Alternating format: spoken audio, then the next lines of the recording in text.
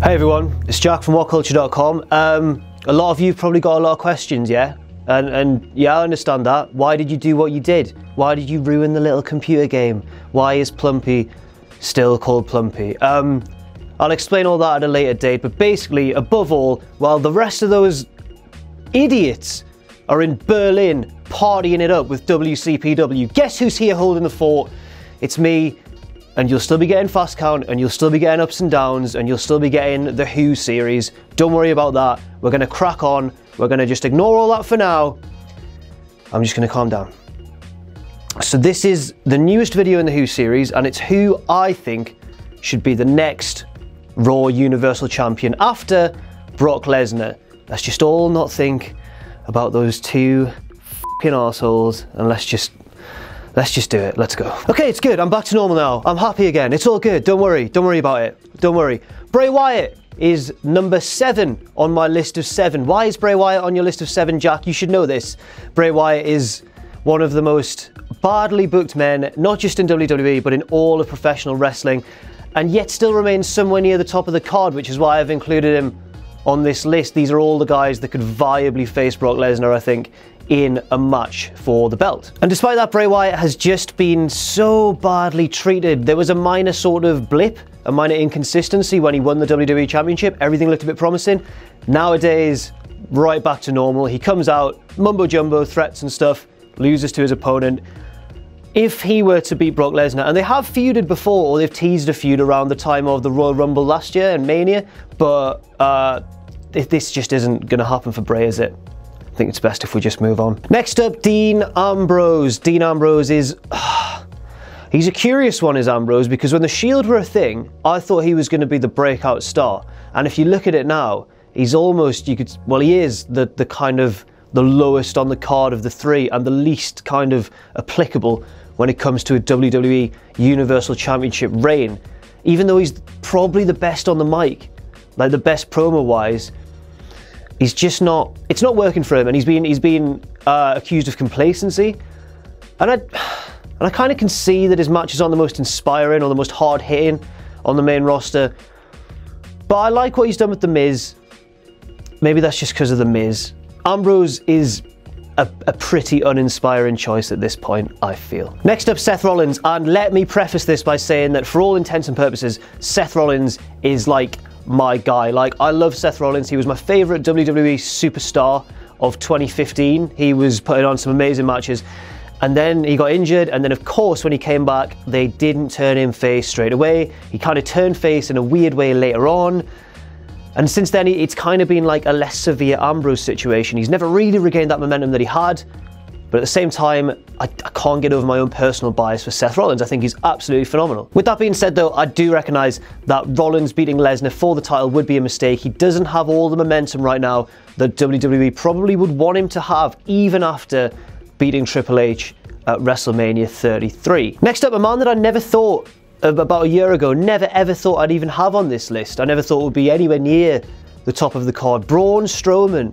He has been on fire recently, definitely one of the most improved superstars of 2017. Braun is the boy. Braun's feud with Reigns has been good, not just because of Reigns, who is the better wrestler of the two, but because of Braun as well. He's kind of a throwback, old school monster, tipping over ambulances, punching people in the dick. If there's anyone who realistically can go toe to toe with Brock Lesnar and beat him in a power contest, Strowman is the guy. He's a monster. And Strowman is higher on this list because there was that rumor of the match that the SummerSlam main event was going to be Strowman versus Lesnar, but since then, things have kind of been muddied. The Wrestling Observer have been reporting that it might not be that match and that plans may have changed. We'll just have to wait and see, but let's be realistic. There's no way Strowman is going to beat Lesnar. I just think he'd be a nice candidate to do so. Next up, Samoa Joe. Samoa Joe's been awesome. This feud with Lesnar has been fantastic. His interactions with Heyman have been amazing. I would be confused and very shocked if he beat Lesnar, but I wouldn't be, too disappointed. I think Joe's awesome. I think his career over the years for Impact and Ring of Honor and all the rest of it, I think that really warrants him holding a top WWE title at some point in his career. And he's getting old now for a wrestler, and it's like, it's got to be now, and it won't be, because as we all know, they're saving Lesnar for someone big to defeat him. But man, I really, a little part of me anyway, hopes that Joe wins at Great Balls of Fire on Sunday. But if he did, it would be a bigger shock than even Goldberg's match lasting 2 seconds, I think. There's no way that he's going to win. There's just no way. Next up, calm down. Calm down. It's Roman Reigns. Calm down. It's not as bad a choice as you think, and I'm going to explain why. Roman Reigns, right, shouldn't beat Brock Lesnar in the main event of WrestleMania. That would be 3 Manias in a row that have ended the same way, with Reigns overcoming the odds and beating Cena and then Taker and then presumably Lesnar next year in New Orleans. But if Reigns would have beat Lesnar at a different, stage, maybe SummerSlam, maybe just another pay-per-view somewhere else in the year, I'd be totally on board with that. And it looks like WWE may be tiring of Lesnar. It's hard to use him. Are they going to get bored of having him as the largely absent champion before we reach New Orleans? Part of me kind of wants that to happen, just because it's not as predictable and as risky a situation as just having Reigns beat him clean and standing tall at WrestleMania for the 3rd year in a row. Another reason Reigns is so high on this list is because remember his match with Lesnar at WrestleMania 31, before Rollins even got involved. That match was awesome. Like, the two have definitely got a strange sort of chemistry. Reigns was, being dominated, he was being beaten up, and then his big comeback was full of fire. It was like something The Rock would do. It's potentially my favourite Roman Reigns match ever. Yeah, I can't think of anything better, and I just think that match would have a lot of promise, but Reigns is only as high as he is on this list, with the caveat that it doesn't happen at WrestleMania. I can't stress enough how little I want to see Reigns win again in the main event of WrestleMania. And finally, and this one, even I don't know how it would possibly work, but my number 1 pick is Finn Balor. Obviously, the big issue here is the size difference. Can WWE book a scenario in which Balor beats Lesnar realistically for the belt without people going, that would never happen? It didn't work with Rey Mysterio, who infamously had a very weak World Heavyweight Championship reign.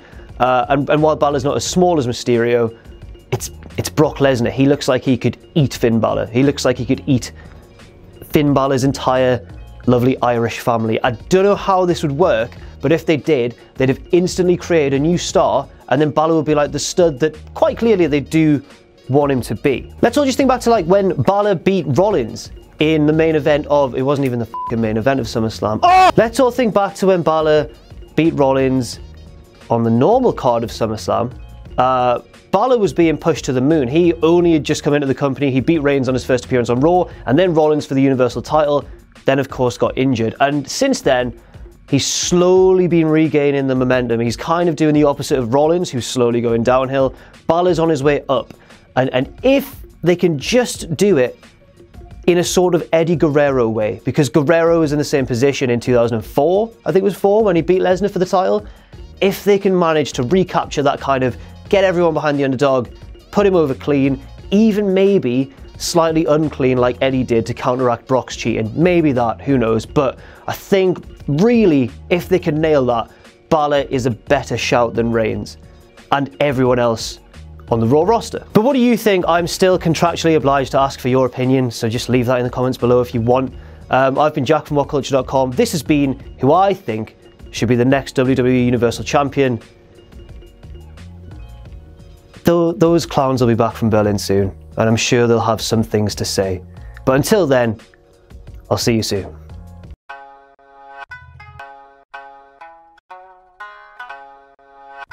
Friday, July 7th, in Manchester. It's the Japanese qualifier of the Pro Wrestling World Cup.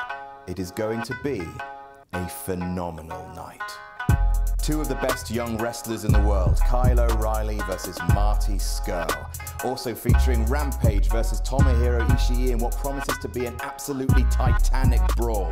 The Swords of Essex put their tag championships on the line against former ROH and IWGP champions War Machine. And the qualifier itself, the stacked Japanese bracket. In the first round of the tournament, we will see Kushida versus Sho Tanaka, Bushi versus Tiger Mask, Takahashi versus Yohei Komatsu, and Jushin Thunder Liger versus Funky Weapon Taguchi. Get your tickets at ProWrestlingWorldCup.com.